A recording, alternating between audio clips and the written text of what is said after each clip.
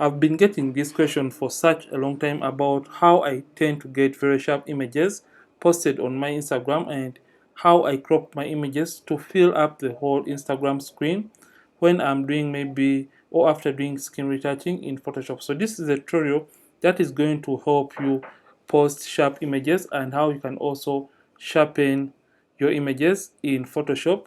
Then also those people that always complain about images that change in color when you post them on Instagram, this is also a tutorial for you. So before we can post the image, you want to first of all prepare it and we get the best out of it as regarding the Instagram recommended settings. So this is the image that we have right now, and the very first thing you have to take into consideration is the crop ratio that is approved by Instagram. So if at all it is a portrait image, so when you come to the crop tool, just come and make sure you select and crop the image accordingly. So you change the image from the original ratio and you choose, usually Instagram approves the square format. This is the default for Instagram.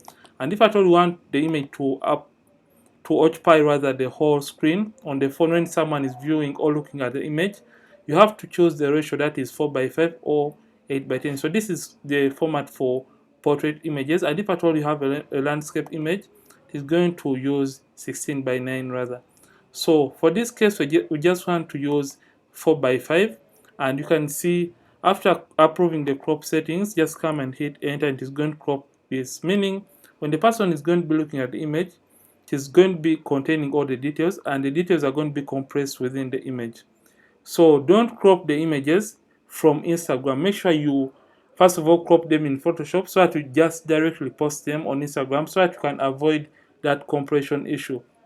So the next thing that we have to do when the cropping is done, just come to your image and just create a copy from the background. And if at all you have been maybe doing skin retouching, all those numerous adjustments on your images, just create a stamp visible layer for everything by hitting Shift Alternate Control E on the keyboard or Shift Alt Command E on the keyboard, and you create a stamp visible layer. And after it has been created, just come and duplicate that layer by hitting Ctrl or Command J on the keyboard. So for this case, I only have the background there, and I'm just going to come and hit Ctrl or Command J on the keyboard to create this layer. So just want first of all mimic the recommended Instagram size for photos. So if at all it is a portrait, Instagram usually approves this kind of ratio, or it has to be a 1080 by 1350, meaning the longest side of the image has to be 1350. So this is the longest side of the image. So I want to share a trick that you can use to even sharpen the image even more than the recommended settings, and Instagram is not going to be compressing your photo. So what I'm going to do, I'm just going to come right here to image, and I'm going to come down to image size. So under image size, you're going to get this other dialog box, and make sure you remember the longest side is going to be, so the longest side of the image is going to be our width. So make sure the longest side of the image, remember Instagram approves 10, it approves 1350. So just multiply 1350 by 2, and I'm just going to type in 2700, just like that. And you can see that the image has now been zoomed in and it is looking sharp. So just come to resample and make sure this is checked, and come and select bicubic sharper. So when you see right here in the preview of the image and you look at the preview, it is going to be slightly sharpened and the image is going to be sharpened. So just come and hit OK. So we are done increasing the format of the image. So just want to slightly sharpen specific areas of the image. So for this case, I'm just going to come and I want to show you the best way to sharpen the image. And I know so many people do sharpening the wrong way, and I want to show you the best way to sharpen the images before posting them to Instagram. So I'm just going to come and duplicate this layer by hitting Ctrl Command J on the keyboard.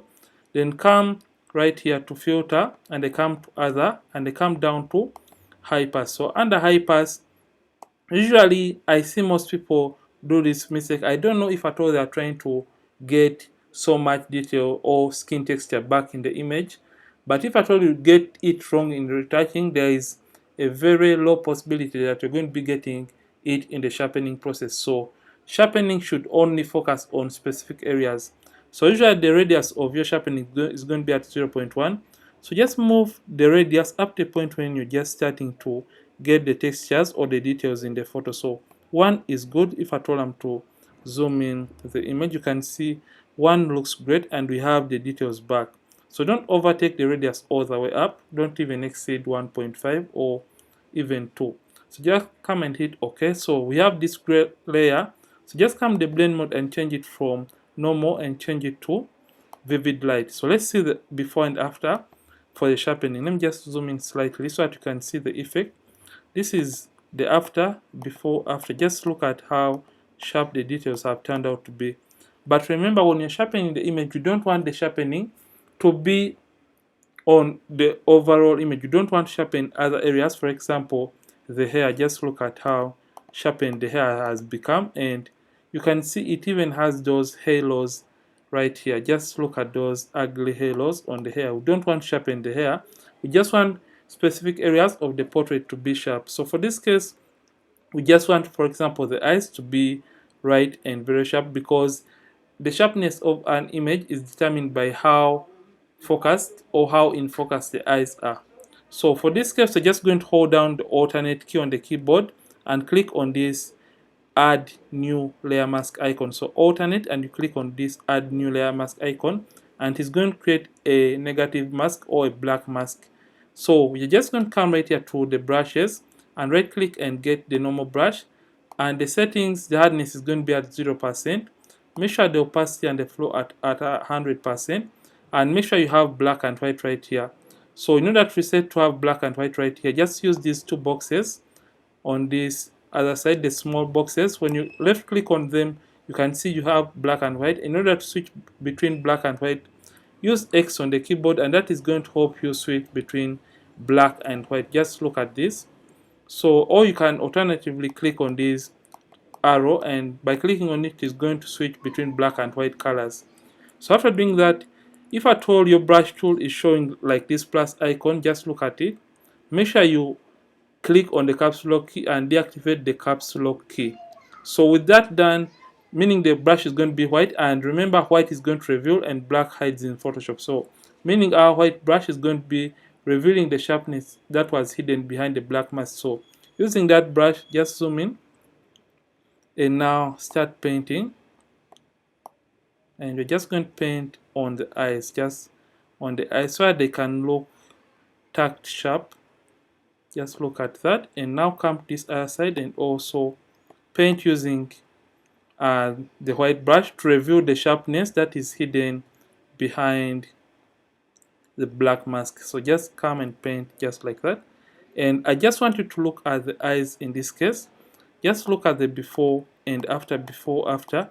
You can see that the details in the eyes are really enhanced, and the image, remember, when someone is looking at the portrait, their major emphasis first of all goes to the eyes, and that is what we want to grab out of the viewers that are going to be looking at the image on Instagram. So after doing all that, you're done preparing the image for Instagram. So just come, so just want to embed the colors, for example, which we may have embedded in the image as you're doing the color grading, and we avoid the mistake or that problem of having color change issues on the photo when we post it on Instagram. So just going to come to file, export, and come down to export as. And when you come to export as, it is going to open for you this window right here. And for the format, we're just going to leave the format right here at JPEG. And remember, we changed our settings before, and this is what we had in the image size option. So leave the scale at 100%. Resample, we're just going to add a tiny bit of sharpening. Just come and change it to bicubic sharp, and it's going to add a slight bit of sharpening to the overall image, and it's not going to be overdone. So just come to the color space. If at all you just don't want the image to change in color after you've been able to post it on Instagram, just come and check these two options, convert sRGB and also embed the color profile, and hit export. And you can choose a destination where to save the image. So for this case, I'm just going to name it to Insta Portrait, just like that. And after doing that, I'm just going to, don't mind my spelling, So Insta portrait. So just come and hit save, and after saving the image, this is going to be closing. So when it is time to post the image to Instagram, always make sure you can see, when you reach that posting option, you can see there are two boxes right in the corner, the bottom left hand corner of your image. So just click on them to change and approve the 4x5 or 8x10 format, and it is going to fit in the image, and zoom it out a little so that it can fit in the whole interface before posting. So basically, this is how to prepare and post sharp images on Instagram. And if at all you have loved this, don't forget to like this video, and don't forget to subscribe this channel if at all you're watching and not subscribe this channel. Ronix from Ronix Photography. Thank you for watching, and I'll see you in yet more amazing tutorials. And don't forget to keep practicing and also keep creating.